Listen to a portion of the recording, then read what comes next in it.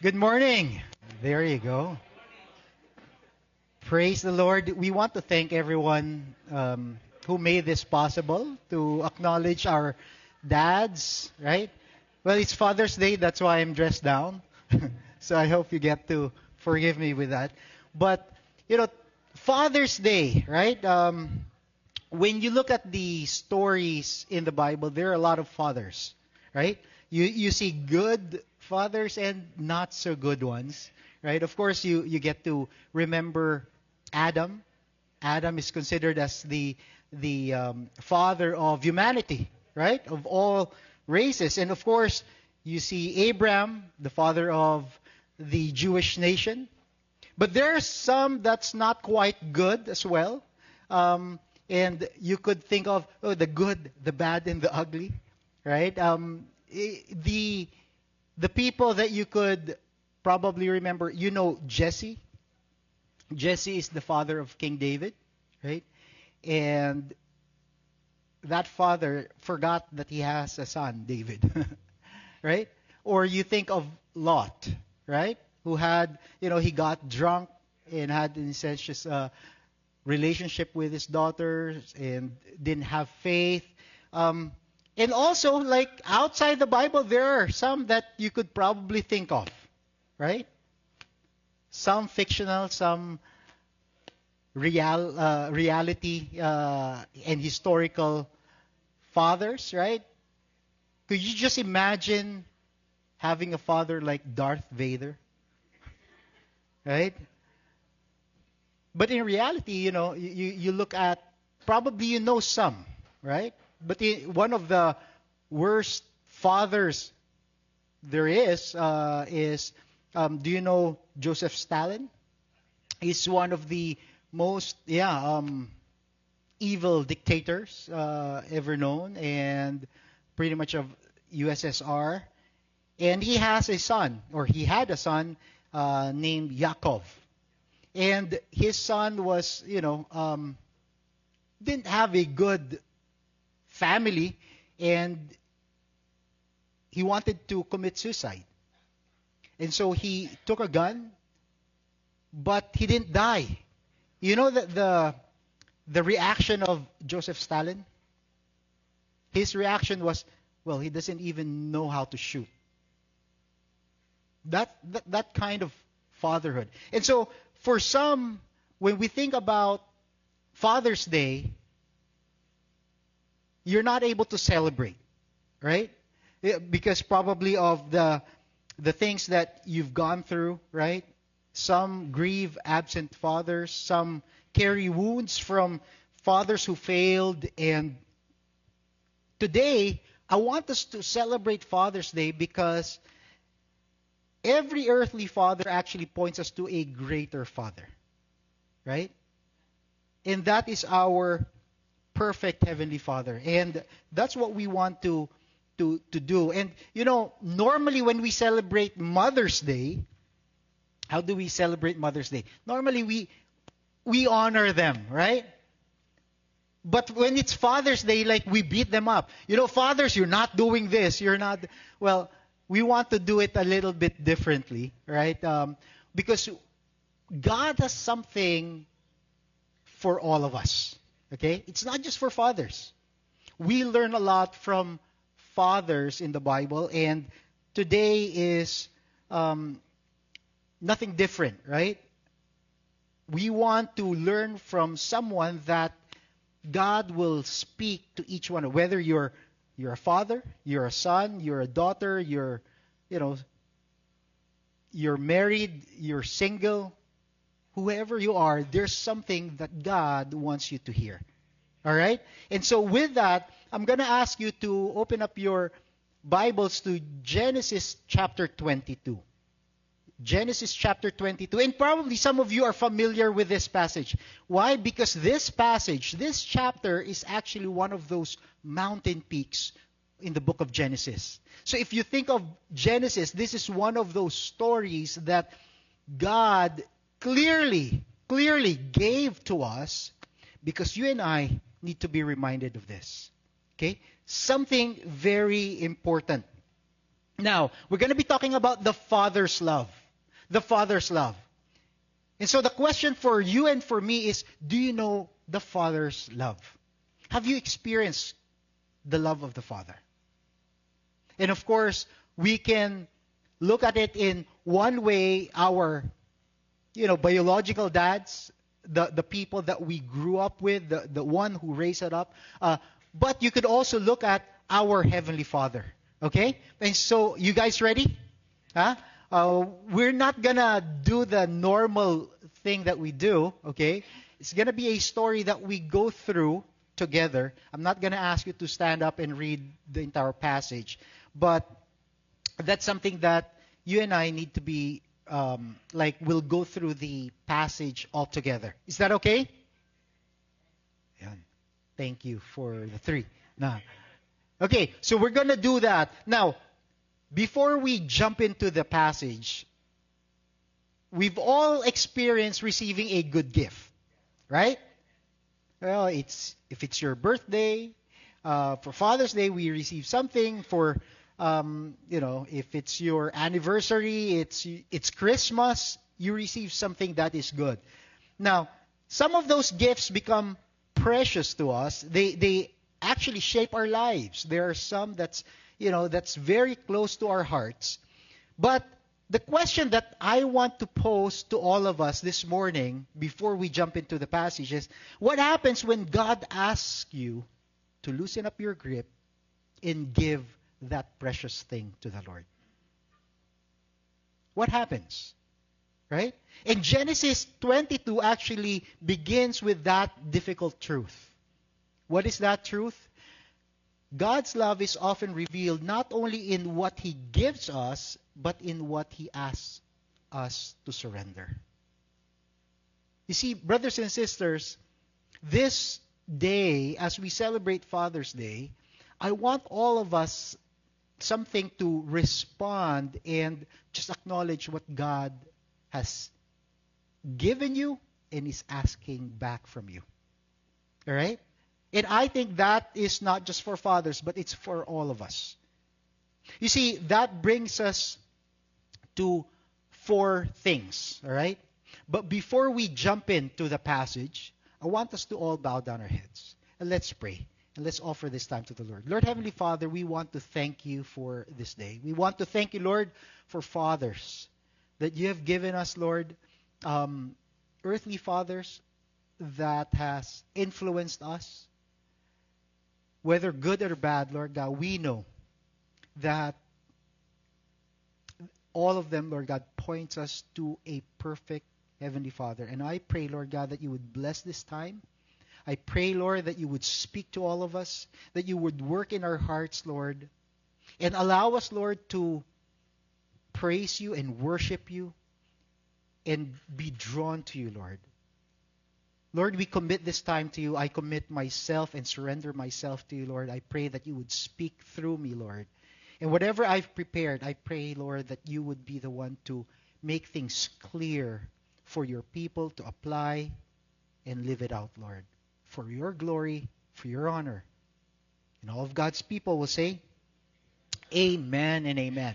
So, we're going to talk about 4 things. There's 4 things about the Father's love, so that you and I would be able to appreciate and experience Father's love. Okay? And so the very first thing that I want to talk about is in the first 2 verses. Okay? The Father's love is tested through surrender. How many of you want to surrender? Right now, a lot of people would say, oh, that's my right. Huh? Do you hear that?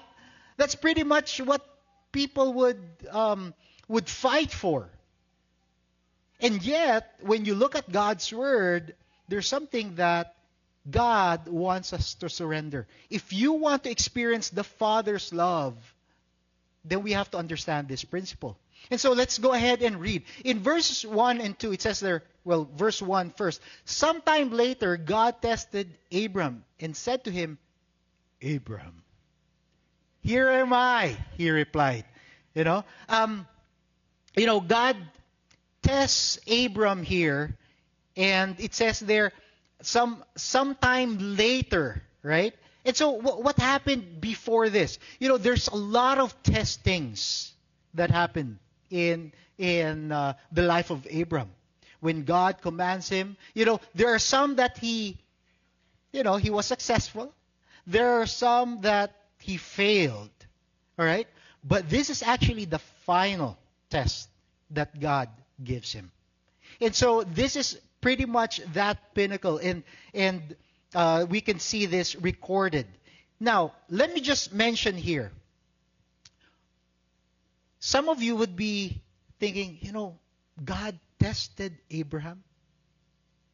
Let me just mention to you and to me that life, there would be tests. Okay? How many of you would like to go through tests?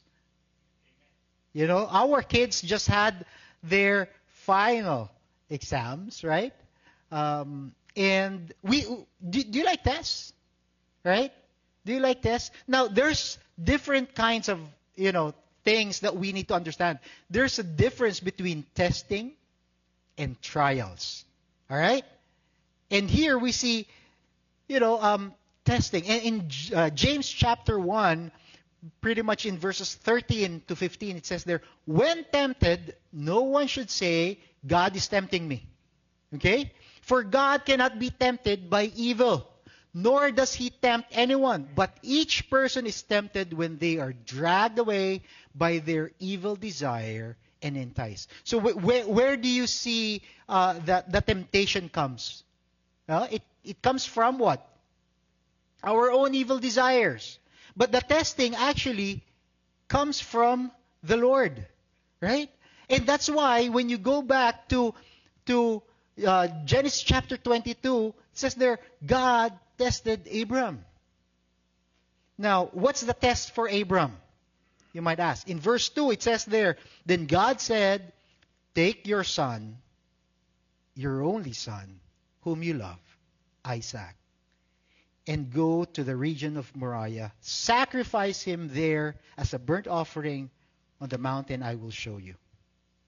Now, earlier I asked how many of you likes tests. We only have probably just a few. Right? You see, testing, you need to understand, is inherently good for us.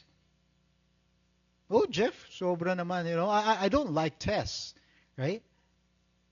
But when you think about that, tests are given so that you would know your real condition. Amen? Right?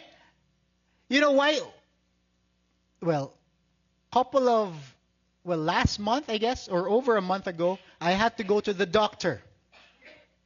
And you get some tests, lab results, right? And what did they find out? Okay? There are certain things that, this is elevated, right? Oh, you have to watch out for this. And so you get to see that these tests are actually, it's good for you. Can I hear an amen to that? You may not like it, but it's something that is good for you because, a lot of times, before going to the doctor, I didn't feel anything. There are times when there are people who don't know that they have high blood pressure, right? Until they get tested and they get checked.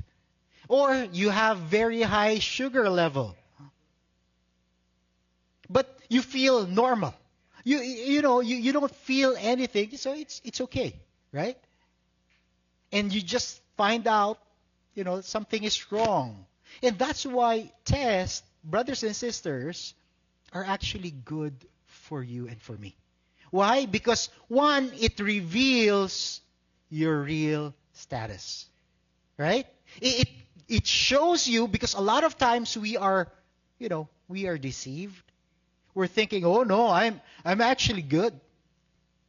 But in reality, we're not. And so when I ask people, how's your spiritual life? Hello? Oh, okay naman. Are you maturing? And that's something that you and I need to understand. Some people think they're spiritually mature, but they're not. How do I know? You know what spiritual maturity is? How do you know? How can you test if you are spiritually mature? If you are a mature person? It's not based on age, brothers and sisters. Can you read this all together? Spiritual maturity is?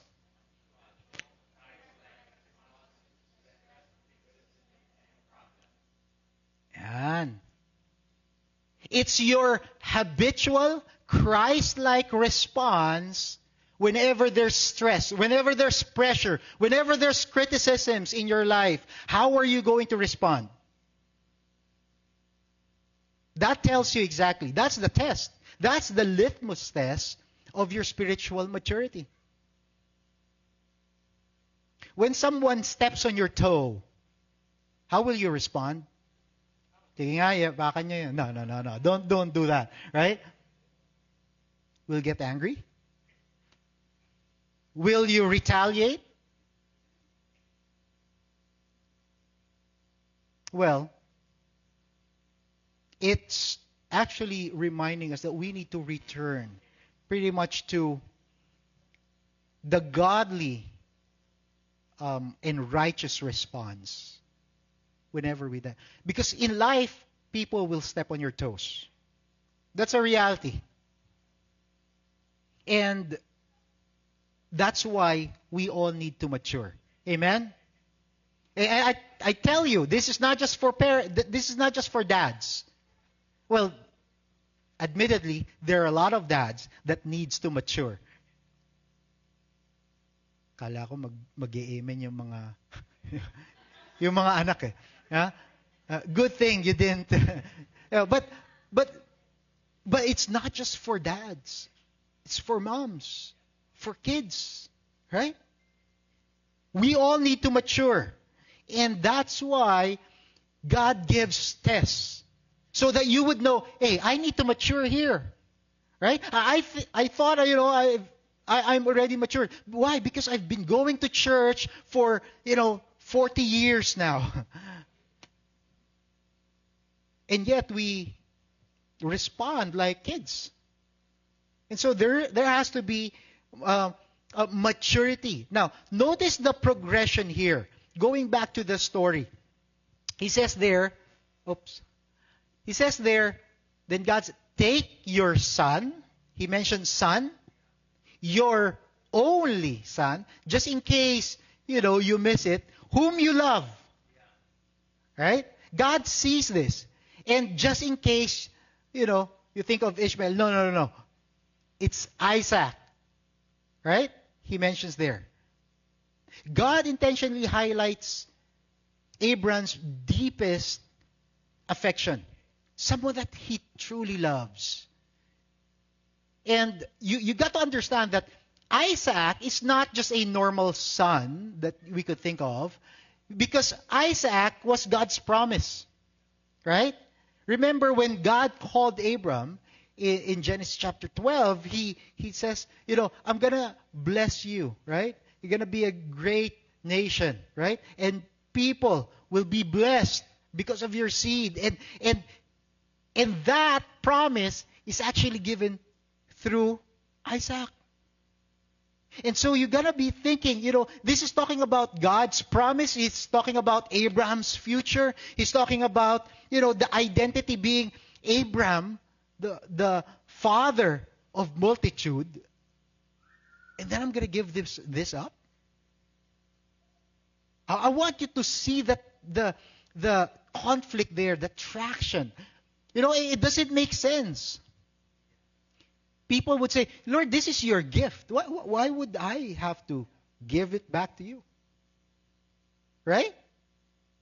Yet God asked Abraham to place that gift back into God's hands. Now, a special truth for you and for me. God often tests us through the very things we love the most. Yan.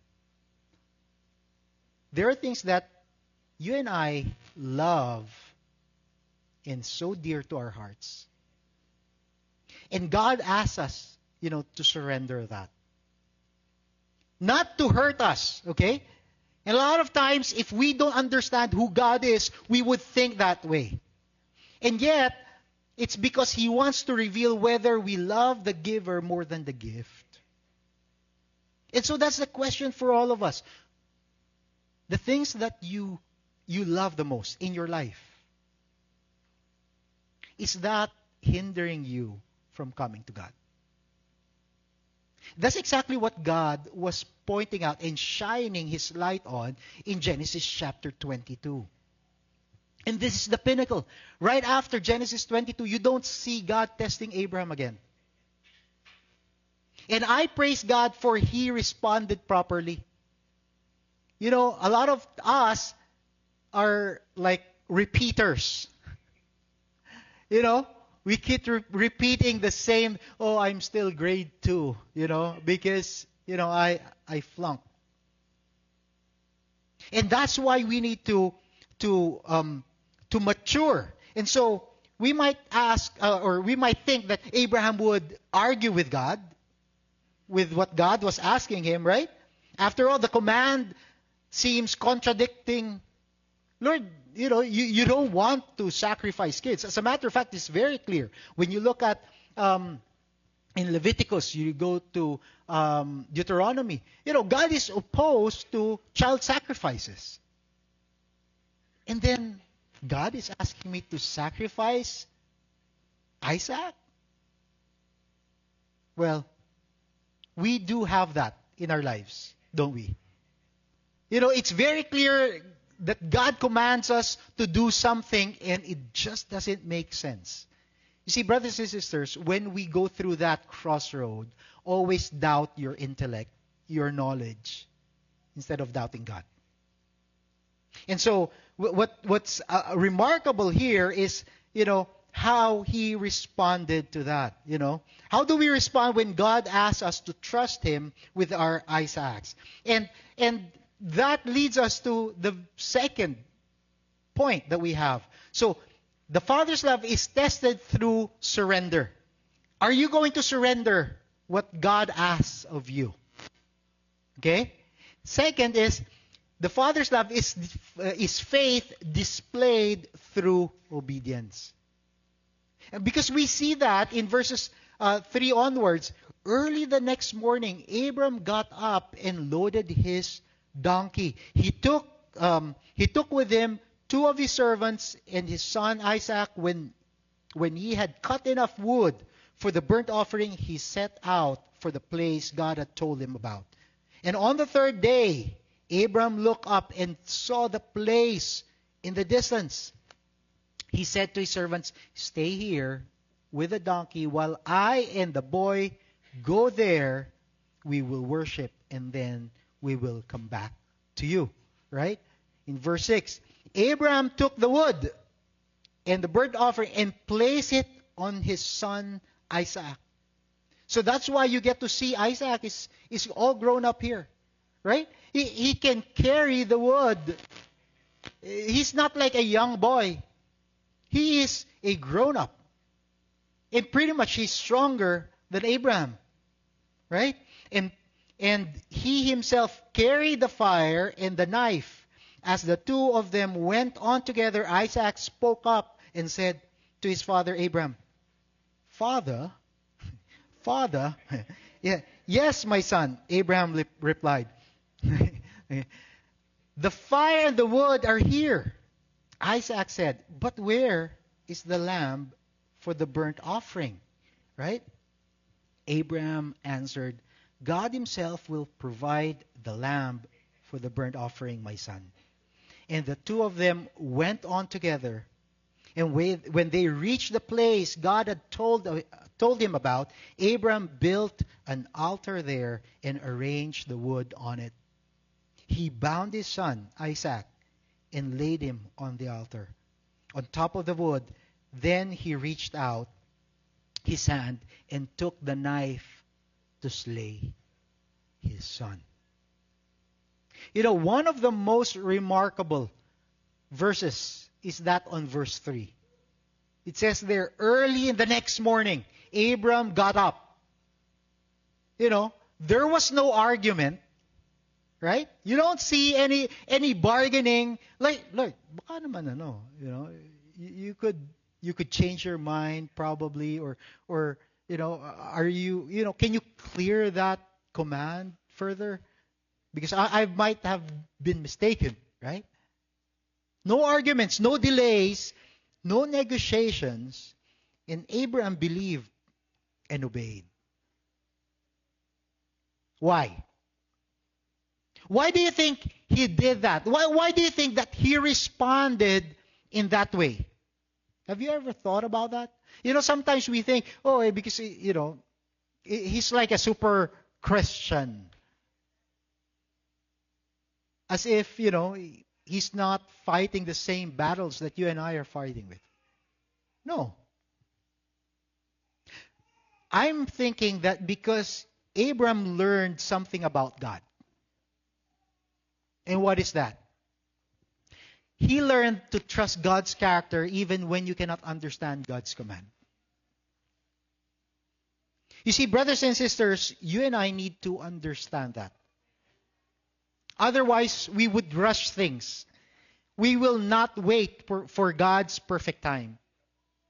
We will not wait for God's gift to us. We would do things and manipulate things so that we can get what we want. Hello?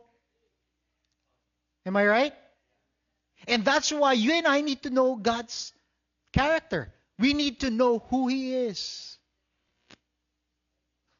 Because there would be times that you will have that. You know what? There's a commentary on Abraham in Hebrews chapter 11. And it says there, by faith, Abraham, when God tested him, offered Isaac as a sacrifice. Why? He who had embraced the promises was about to sacrifice his one and only son, even though God had said to him, it is through Isaac that your offspring will be reckoned. In verse 19, it tells us, Abraham reasoned that God could even raise the dead. It made, that word reason? He tried to make things and think about it. And logically speaking for him, he understood what God can do. Brothers and sisters, do you know what God can do in your life? Today, I want you to be reminded about that. There might be things that's so impossible for us, and yet God is saying, no, believe me. Don't rely on the people. Don't rely on your resources. Don't rely on what you know, how good you are, how skillful you are. No, because all of those would fail you. God is saying, believe me. Trust me. And God today is reminding you and me. Are you going to trust God? Are you going to trust His goodness?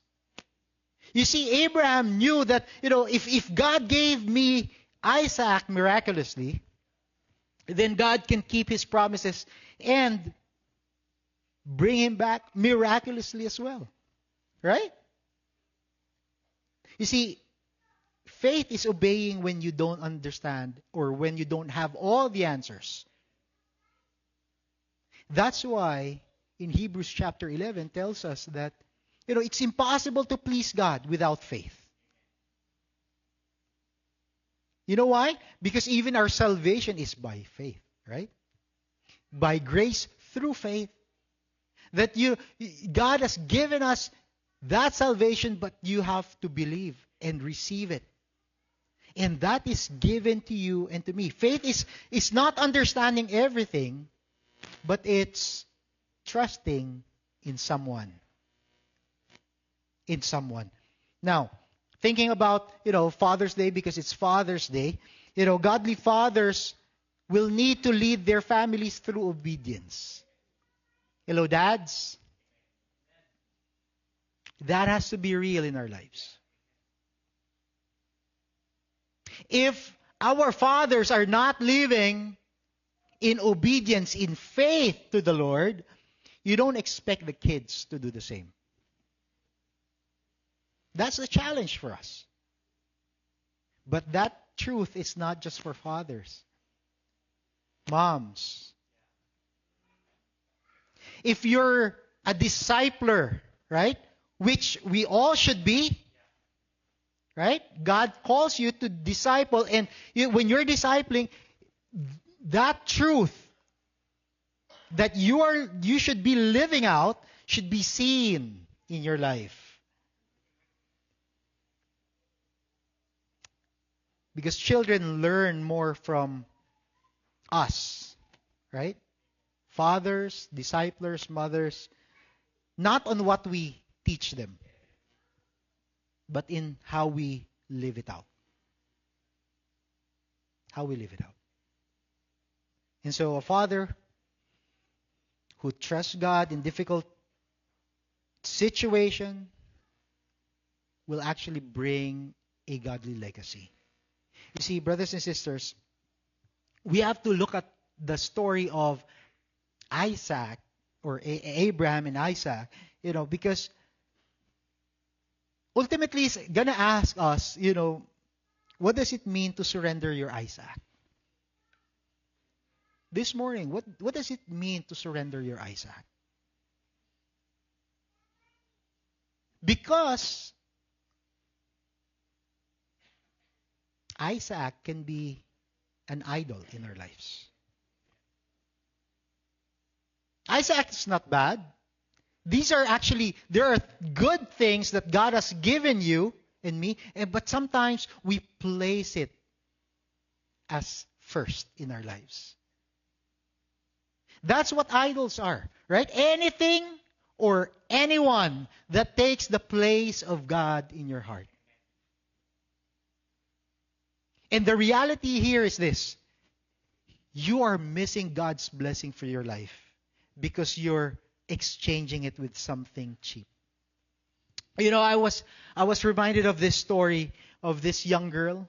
I think I've mentioned this before, but the father gave this small girl a necklace, and that necklace became so precious to the girl.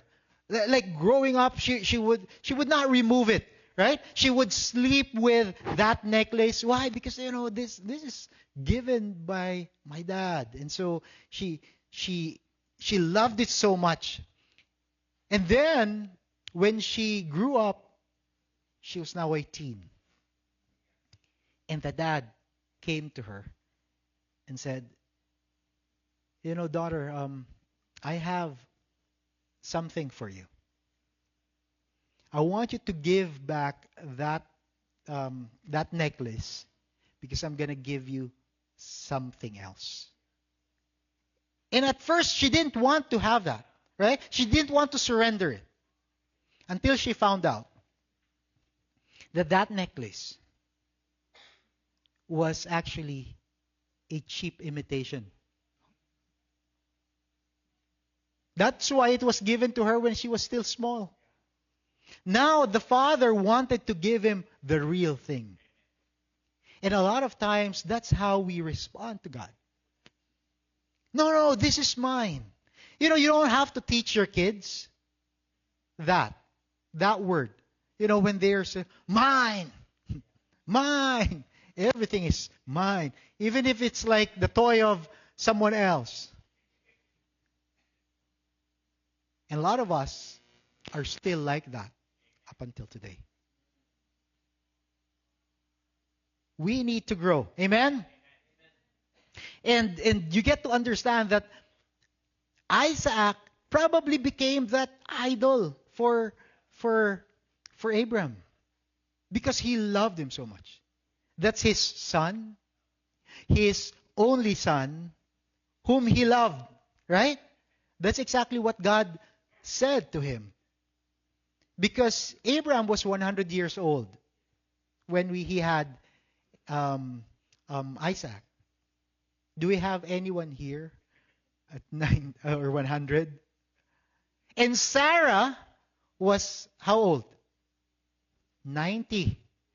Huh? You can just imagine 90 years old and you're gonna be taking care of a baby, right? waking up at 2 a.m., feeding the baby, right? But that's how God gave them. It was what? How many years? 25 years in the waiting. He was still 75 until that day came when they received Isaac. And so, that's something that we probably have. You've been waiting for it. And now that you have it, it has become an idol. Someone that, or something, or someone that has replaced the place of God. Do you know that even family can be an idol in our lives? That I have known people who would throw out their faith to the Lord just because of the family pressure. But you see, brothers and sisters, we need to know who is the giver of the gifts. We praise God for the gifts. Amen? But we don't make it as idols. And so that's something that he reminds us that, hey, there has to be a true surrender in your life. What is true surrender? True surrender means, you surrender promptly. Just like Abram. Right? No discussions, no negotiations. The next day, he woke up, stood up, and went on his way. Is that something that's going to be the same thing for us? We teach our kids this, right? Delayed obedience is disobedience. Delayed obedience is disobedience. Because a lot of us would say, oh, you know what? That's good. Yes, Lord, I think that's the perfect thing for me. But not now, Lord. Probably when I'm a bit older, right? I can be serious about my relationship with you. That's disobedience, brothers and sisters. And here's the thing. We are the one missing out on God's best. God wants to give you the real diamond, and you're just settling with the cheap plastic imitation.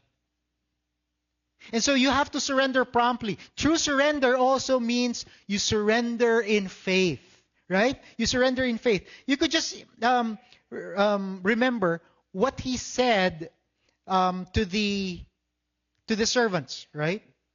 He says, stay here. I and the boy will go and what? Worship, and we will come back. He had that faith. And he was already saying that. By faith, he was surrendering. He doesn't know what will happen, but yet, I will surrender in faith and obey. Right? And then, of course, you surrender with anticipation. With anticipation. When Isaac looked at the sacrificial lamb, right? Or at least the woods and, the knife, you have the altar. It's like, where is the lamb to be sacrificed, right? What was his answer? His answer was, God will provide. God will provide. You see, brothers and sisters, when you surrender promptly and act in faith, Lord, I don't understand everything. And yet I will obey you. But I look forward to what you're going to do. Amen? That's how we should live. That's why we live by faith, not by sight. Amen? You got saved by faith, and now you're living out that salvation also by faith. And that's how God wants to work in our lives. Now, the question for us is, where is God calling me to obey Him? It's going to be between you and God. What is God asking you to obey Him. Even if you don't understand. A few weeks ago, there's something that I rejoice greatly, because I got a beautiful news, right? Of someone that was given up, someone that was so dear to him. And I praise God for that. Because that actually shows us that kind of maturity, that you are willing to obey. Lord, I don't understand this. Lord, this person is so dear to me, and yet I lift them up to the Lord. And you know what? When you do that, you will experience God's blessing for your life. You will experience God's blessing for your life. And so every believer can have an Isaac. It can be a person, it can be a career, it can be, a relationship, financial security, it can be like promotion, it can be whatever it is, right? Anything we cannot surrender to the Lord can be an idol. And so, something to take note of as well is that contagious faith of Abraham, right? When you look at the story of Abraham, Isaac, as I mentioned, he didn't fight back. He was strong enough, he was old enough to resist his dad. Just imagine, he was carrying the wood, all of the wood by himself, going up to the mountain. That cannot be done by a small child. And then, he allowed his dad to tie him and put him on the altar. Can you just imagine that? He submitted. And I think it's because he saw the faith of his father. You see, brothers and sisters, sometimes we think the way we live is only impacting our lives. I tell you, you have an impact on others. All of us would have an impact to someone else. The question is, what kind of influence, what kind of impact do we have? Is it the good impact that they would turn to the Lord and they would believe the Lord, or they would also doubt Him? And that's why we get to be reminded about this. Now, the story unfolds and you get to see the tension furthermore, right? So there, Abraham has bound him up. Abraham is about to strike him. He raised the knife. And we get to see the third point. The Father's love provides what we cannot. The Father's love provides what we cannot. You see, the very first two things, it's actually talking about that fatherly figure in the name of Abraham. The next two things would be talking about our Heavenly Father. And we get to see there in verses 11 to 14. But the angel of the Lord called out to him from heaven, Abraham, Abraham. And he responded, Here I am, he replied. Do not lay a hand on the boy, he said. Do not do anything to him. Now I know that you fear God, because you have not withheld from me your son, your only son. Let me just mention something here. This time, it says there, that's there, the definite article, the. But the angel of the Lord. And a lot of, teachers would say, this is not just one of the angels. This is Jesus. This is God Himself. And He was declaring that. That's why He says there, now I know that you fear God because you have not withheld from me your son, your only son. Right? And Abraham looked up, and there in a thicket he saw You can't see. Ram caught by its horn.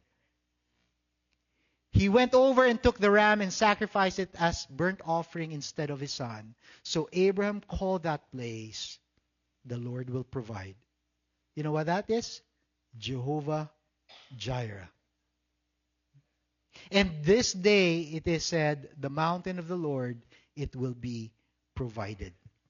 You see, brothers and sisters, this gives us that great reminder. The Lord will provide. Whatever things that you're going to give up, the Lord sees that. As a matter of fact, that word Jireh, right? It comes from that Hebrew verb ra, okay? And that means God sees our needs ahead of time and He prepares for it. You see, brothers and sisters, that's why we can trust and respond in faith. Because God already sees it. You know the things that you're going through right now? He says, I know that. I'm going to take care of you. I'm going to provide for you. And so we get to see that the issue was never Isaac. You see, the issue was actually trust. Do you see that in your life? God never intended Isaac to die, as a matter of fact. God intended Abraham to discover what? God's provision for him. A lot of us, because we don't respond in faith, we fail to see the real message of God as we go through life. We miss to see the provision of God.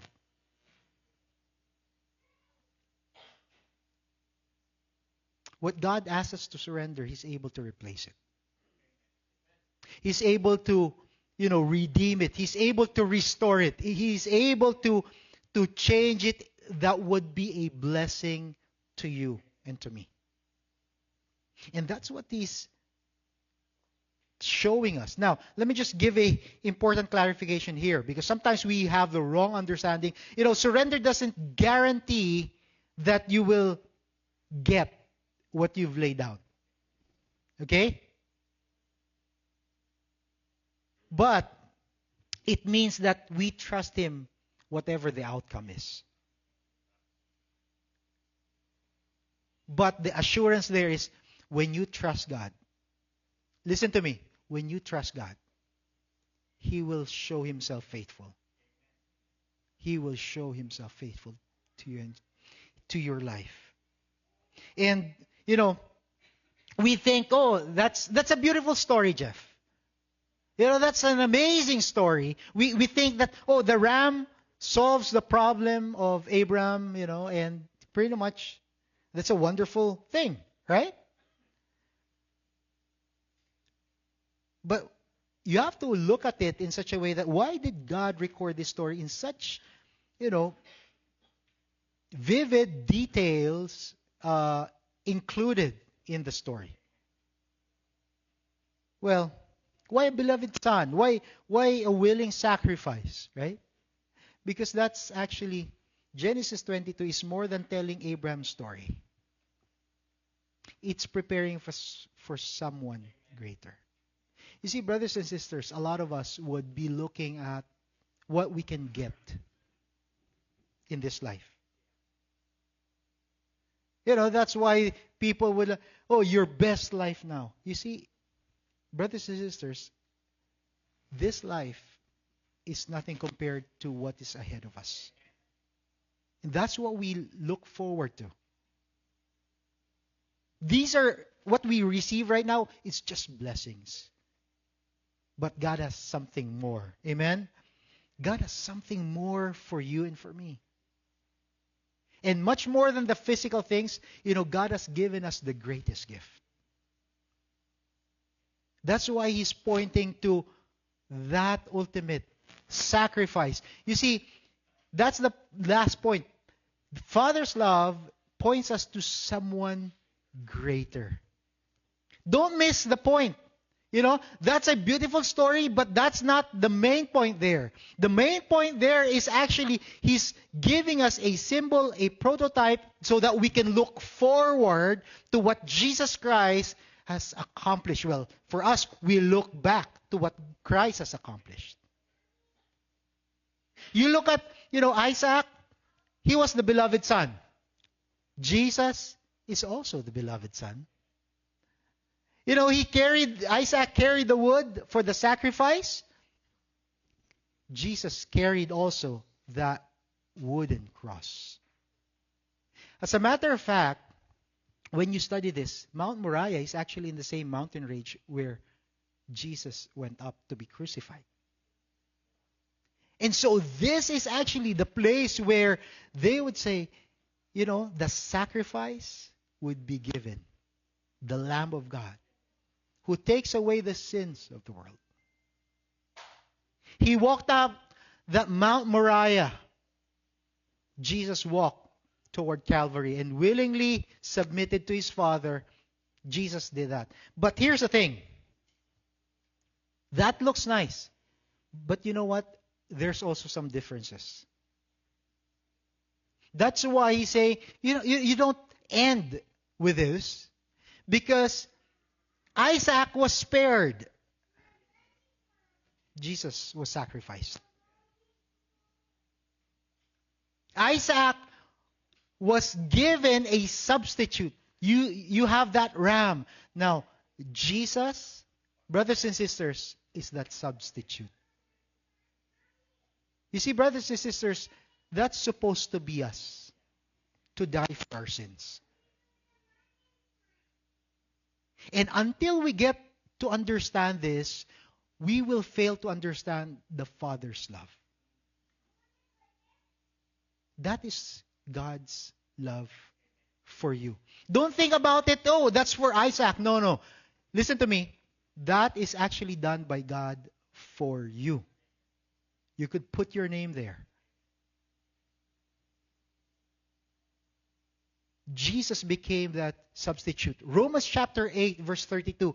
He who did not spare His own Son, but gave Him up for who? Us all. How we will not also, along with Him, graciously give us all things. You see, Genesis 22 proclaims, one day God will do what Abraham was not required to do.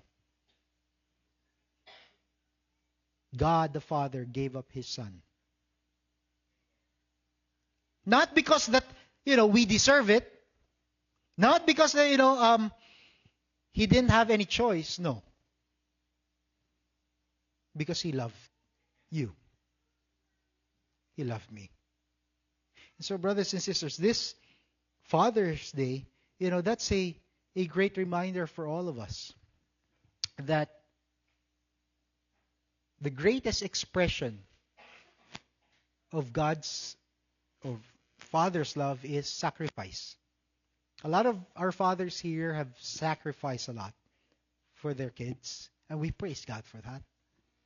But you see, the greatest sacrifice of all is what God giving His Son to die on the cross so that you and I may be able to live.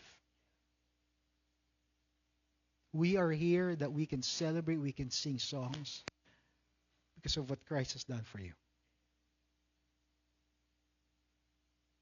Because when He saw your life, when He saw you, He said, I want to die for him. Question there is, what does that mean for us? If Genesis 22 teaches us anything, it teaches us that faith is not merely something that we admire about Abraham. It's something that we are called to practice ourselves. And so in closing, if God gave His absolute best, what are you going to do? How are you going to respond? Before I end, you know what? Genesis chapter 22 is also a place where you first see the words love and worship. Love and worship. There's this thing called the law of the first mention in the Bible. And whenever it's mentioned the very first time, it gives us that emphasis that God is saying something. God is saying something to you and me. And let me just bring it up to you. Do you understand the love of God for you? Do you understand that He gave His one and only Son for you? Do you truly understand that? And the next is, will you worship Him? Will you worship Him in faith? Like, Lord, I don't understand it, but I give this to you. Why? Because you did not withhold anything from me. The best gift that He gave us is something that, we didn't deserve. So the question is, what is your best gift for the Lord?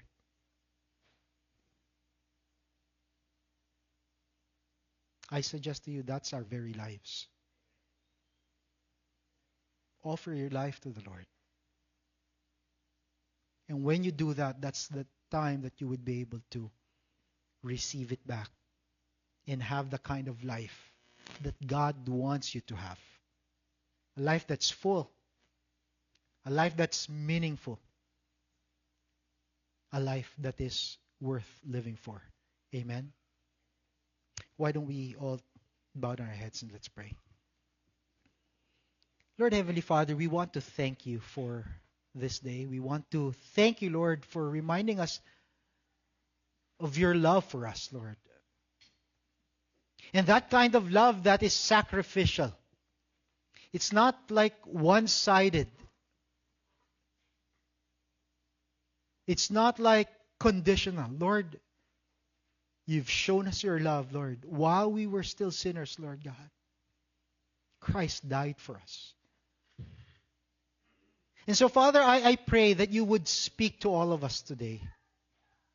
As we celebrate Father's Day, Lord, may we never forget that our greatest Father, who gave the greatest gift of all, is you.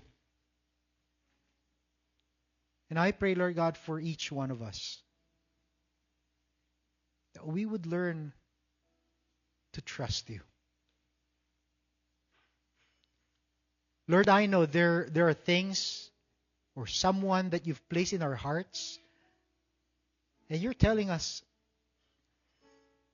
surrender it to me. I pray, Lord God, that by faith, expressed through our obedience, Lord, that we would freely give it to you, Lord God.